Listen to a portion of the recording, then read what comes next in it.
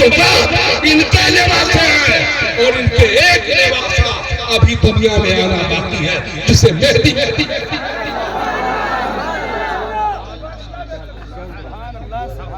इस सोबत के 12 लिबास है,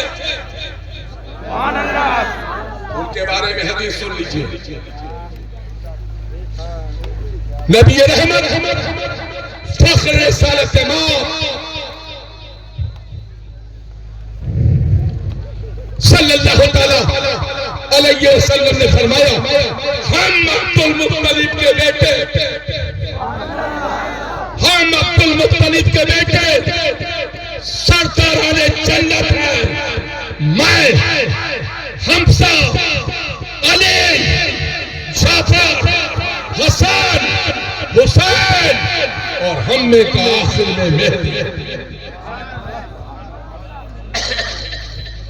आला हज़रत फख्र हिंदुस्तान मसलके मातुरीदी के तर्जुमान अहले सुन्नत के नज़रियात के निगहबान इमाम अहमद रज़ा खान का नाम की आवाज जात में रज़ा है ही नहीं।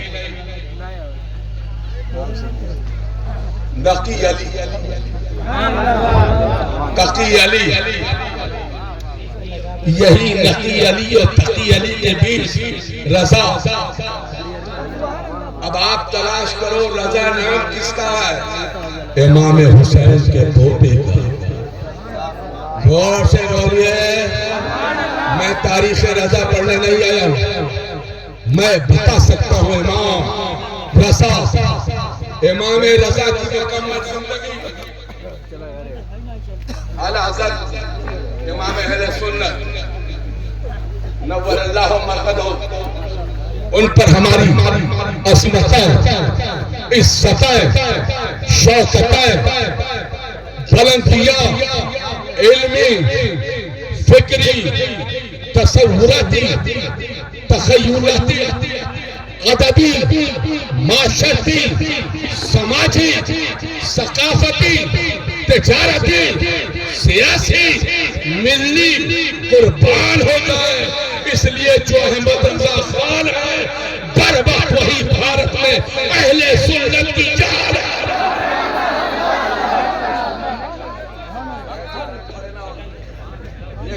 खड़े खड़े होकर नारों का परिचय कर, बैठ कर अदब से लगा। ये क्या तरीका?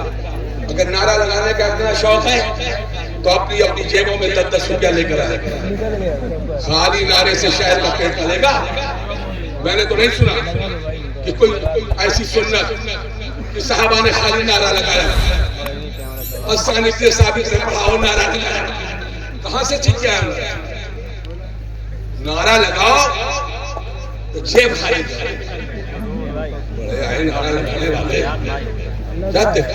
ऐसा ऐसा मालूम होता है जैसे गिरोहे नारा। अरे नारा लगाने में कहीं नारा ना उखड़ जाए तुम्हारा।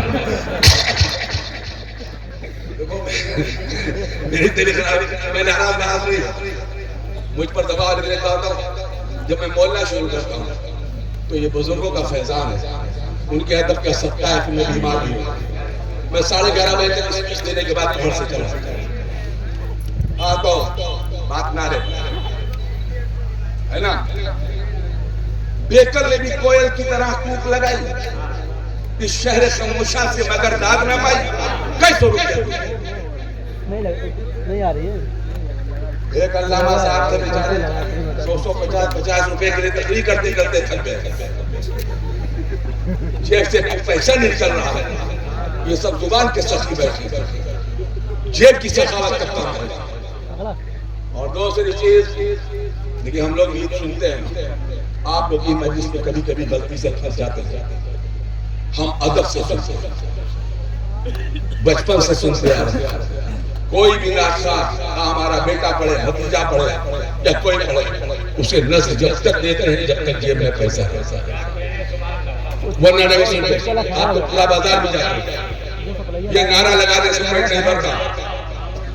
अगर पेट भर जाता नारा लगाने से तो हसन पढ़ रहे होते और हुजूर दे रहे होते। हुजूर ने कितना दिया अनाज पढ़ने वालों को मालूम है? मालूम है? कुछ नहीं मालूम, चाहिए मालूम नहीं, मालूम है। क्या क्या बैठे रहो मजे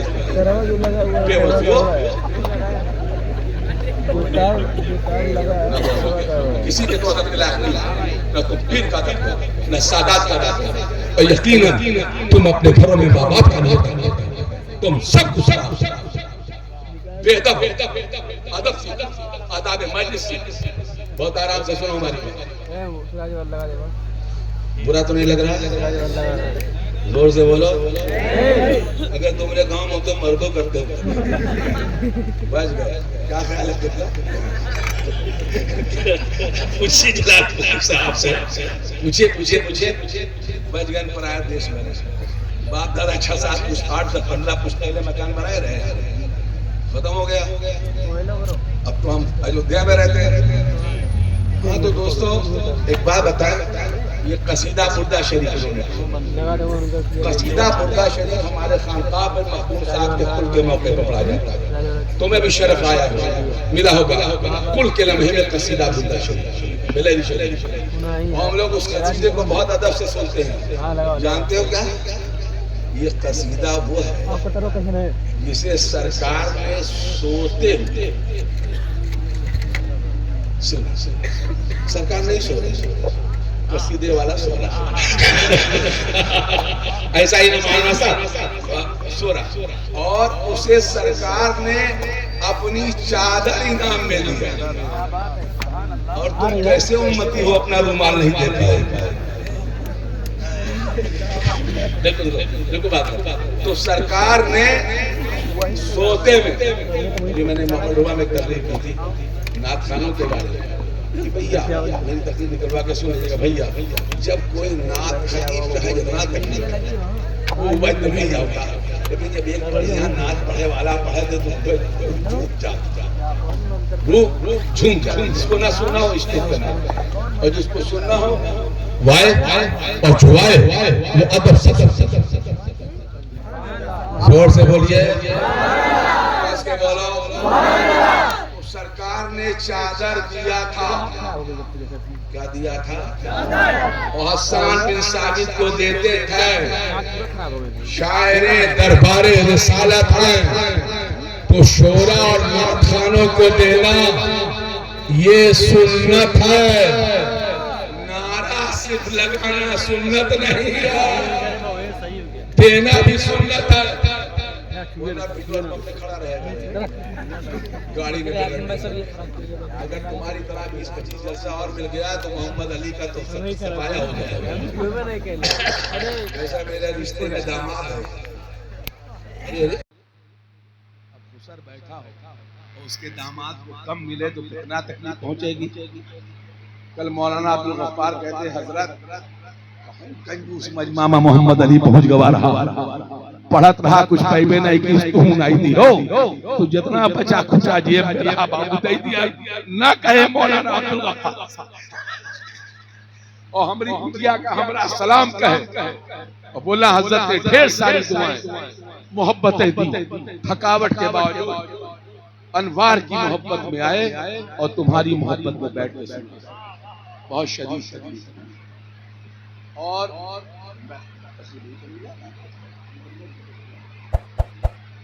मैंने बात करनी तो लोगों से और ये खड़े होकर नारा लगाने का फैशन है, वो लोगों की बारगाह में खड़े होकर नारेबाजी करते हैं। जो भी नारा जो नारा जिसको याद कर बैठ कर खड़े हो खड़े नहीं, एक झूल की तरह 10 लोग खड़े हो जाए। हाँ हाथ उठाओ, वाह वाह वाह वाह। अगर उसमें पैसा भी आए तो और वाह और ना आए तो खाली वाह वाह। कुछ तो करो मजमे को जिंदा रखो। अब आप देखो बीमारी के बावजूद मैं आकर जब से बैठ गया मजमा जिंदा हो गया। बोलो जल्दी। अगर मैं ना बैठा होता तो अब तक 10-15 लोग होते होते। एक शायर है बहुत बड़े मुनासिब बदायूं, अजमेर शरीफ से एक वाक़या सुना देंगे। शायरों के साथ में हंसती रहती है। तो मैं जुमा से नहीं बोलता, फंस गई तो फंस गई। तो कैसा मैं उतारता हूँ बताऊँ? अजमेर से निकला बस जुमला बोल गया, मैं जुमला बताऊँ तो जुमला बोल गया। मैं आगे बैठा तो मैंने मनाजिर साहब, हाँ गलत नहीं हजरत जो बोल गया वो सही है। बिल्कुल सही। जब स्टेज पर बैठा अजमेर शरीफ के बगल में, तो मैंने अपना टोपा उतार कर ऐसे और ऐसे सर वो शेर पढ़ते पढ़ते थक गए, याद आई ही नहीं। लोग कंफ्यूज हो गए कि मुझे हो क्या गया। और कितनी भी तबीयत खराब, नाथ खान को सुनना चाहिए।